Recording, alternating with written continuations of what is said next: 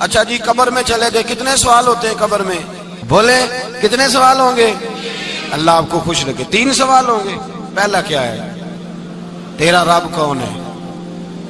میں مثال دینے لگا ہوں، کسی نے انکار کر دیا، کہنے لگا ہا ہیتا لا ادری، میں نہیں جانتا، تو اللہ کو نہیں مانتا تو چاہیے نا رب جہنم میں ڈال دے، پر اللہ نے دوزخ میں نہیں ڈالا، نہیں ڈالا۔ ابھی دوسرا سوال پوچھو، ماں دینوں کا، تیرا دین کیا ہے؟ ہا ہیتا لا ادری، کافر ہے، منافق ہے، فاسق ہے، کہتا ہائے افسوس میں نہیں جانتا۔ چاہیے تھا نا دین نہیں جانتا دوزخ میں ڈالا جائے، لیکن اللہ ابھی دوزخ میں، ابھی جہنم کا گڑھا نہیں بنی۔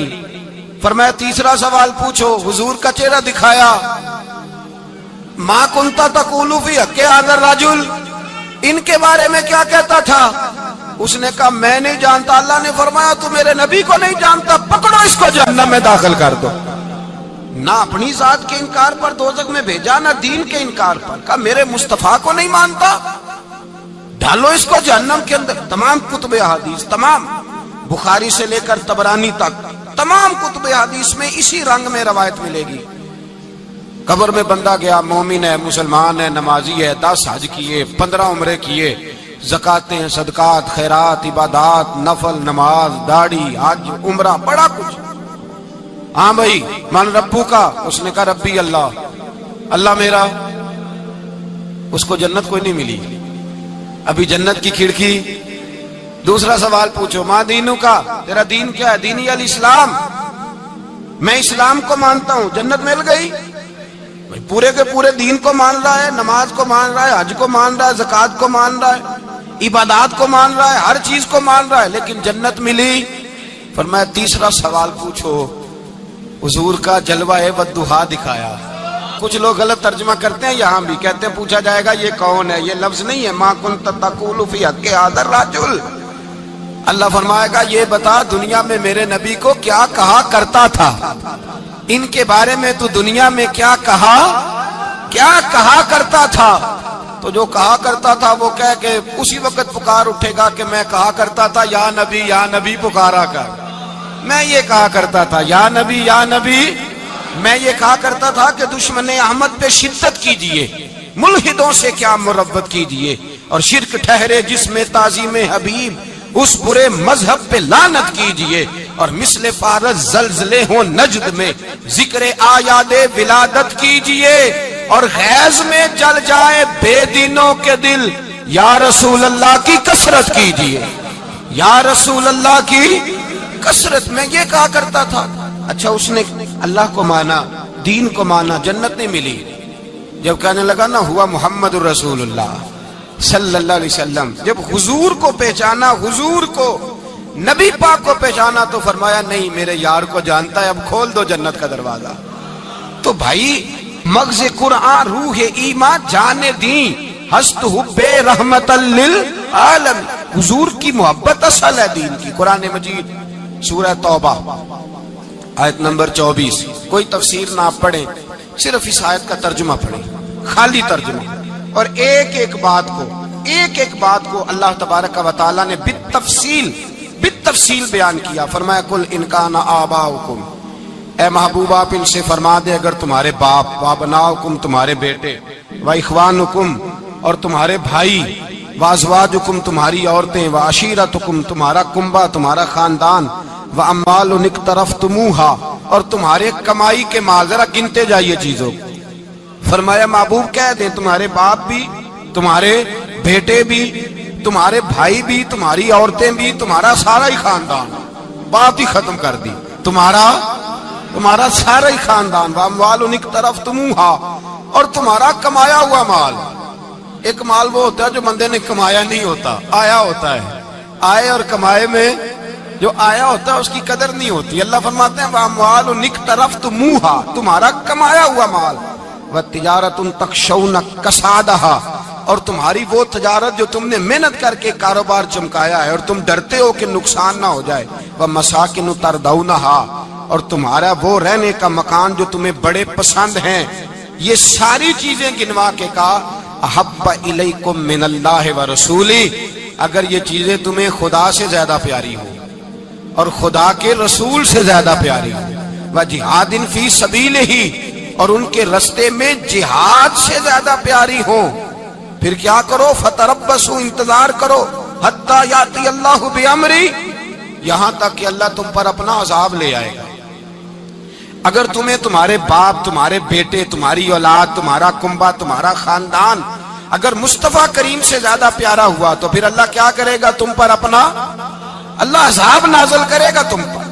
اگر یہ چیزیں تمہیں خود رسول پاک نے بیان کیا، اور لفظ انداز دیکھیے حدیث پاک کا، لا یؤمن احدکم حتی اکون احب الیہ من والدہ وولدہ، تم میں سے کوئی اس وقت تک مومن ہی نہیں ہو سکتا جب تک میں اسے اس کے ماں باپ اور اس کی اولاد والناس اجمعین، اور بات ہی ختم کر دی، فرمایا جب تک سب لوگوں سے بڑھ کر مجھ سے پیار نہ کرے اتنی دیر تک مومن ہو سکتا۔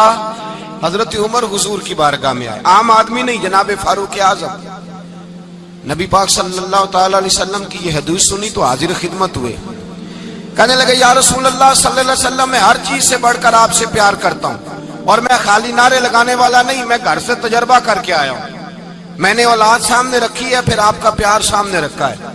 حضور مجھے اولاد نہیں زیادہ پیاری، آپ زیادہ پیارے ہیں۔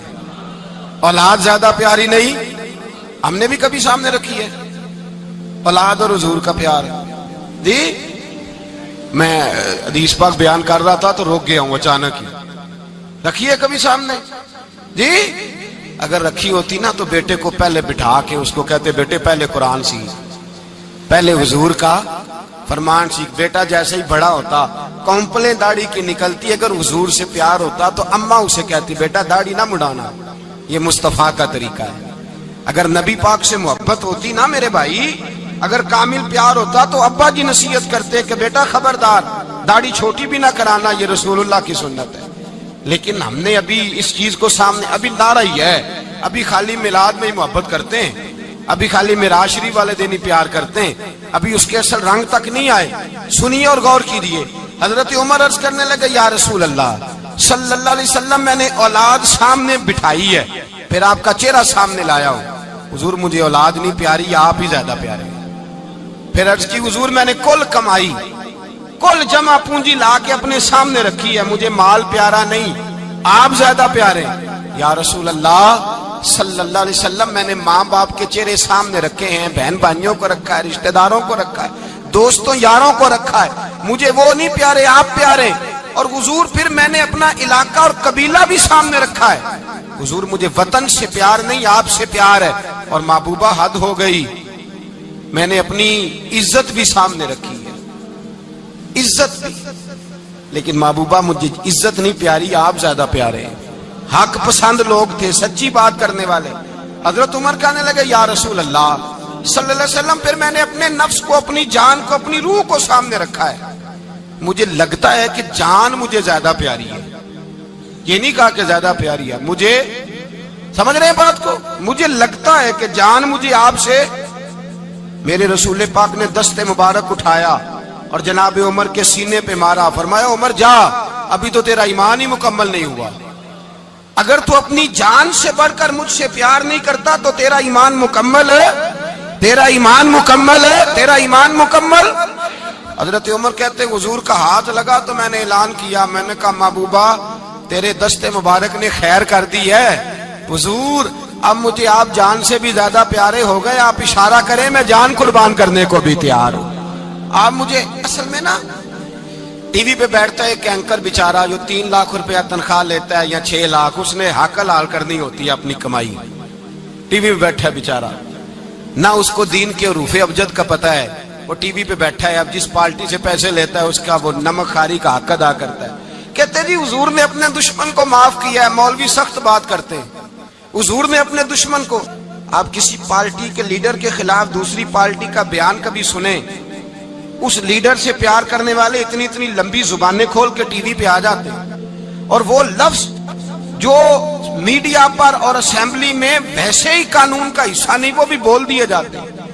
لوگ ان معاملات میں بھی حمایت کرتے ہیں اپنے لیڈروں کی جن میں حمایت بنتی ان میں بھی، اور ذات رسالت کی بات آتی ہے تو کہتے ہیں نہیں حضور نے معاف کیا ہے، مولوی جذباتی ہوتا ہے، یہ ایسے تو نہیں نہ ہوتا، تجھے اصل میں پتہ نہیں، تو پیار کرتا ہے ڈالر سے، تو پیار کرتا ہے شہرت سے، اور جو پیار کرتے ہیں نا مدینے کے ٹکڑوں سے، جو کھاتے ہیں نا رسول اللہ کے نام کا صدقہ، جو حضور کے نام کا، امیر ملت پیر جماعت علی شاہ صاحب محدث علی پوری رحمت اللہ علیہ فرماتے ہیں پاکستان بن رہا تھا تو اس وقت تو یہی بتایا گیا تھا نا کہ پاکستان کا مطلب کیا، پاکستان کا مطلب کیا، لا الہ الا اللہ، کہتے ہیں یہ بتایا گیا تھا۔ ہم پاکستان کے حق میں تقریریں کرتے تھے، اور ہندو پنڈت جو ہوتے تھے نا وہ اسلام کے خلاف معاذ اللہ اور پاکستان کے خلاف تقریریں کرتے تھے، جلسے ہوتے تھے۔ پیر جماعت علی شاہ صاحب کہتے ہیں ایک جگہ ہندوؤں کا جلسہ تھا تو ایک پنڈت تقریر کر رہا تھا، اب سارے ہندو تھے، مسلمان تھا ہی کوئی نہیں، سب ہندو بیٹھے تھے اور وہ سن رہے تھے۔